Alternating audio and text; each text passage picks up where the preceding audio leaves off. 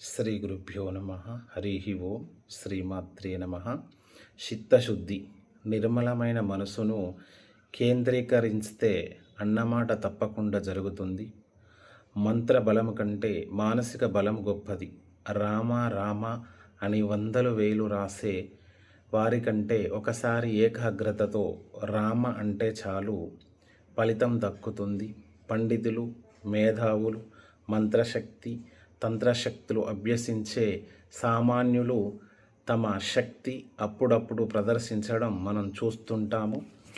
దానివల్లనే అప్పుడప్పుడు హోం హ్రీం ఓం ఓం హ్రీం ఓం అని ప్రార్థించిన చాలు పాండిత్యం అక్కరలేదు, ఏకాగ్రత కావాలి. గాయత్రి మంత్రం శ్రద్ధతో, నిష్ఠతో జపిస్తే ఎన్నో ఫలితాలను పొందవచ్చును. రోజు గుడి చుట్టూ ప్రదక్షిణలు చేస్తూ కోరికలు భగవంతుడికి తెలియజేయవచ్చు. నమ్మకం కావాలి. భగవంతుడు ఇస్తాడో ఇవ్వడో అని నమ్మకమున్న వాడు కూడా తెలివి తక్కువగా ప్రవర్తిస్తే ఎలాగా?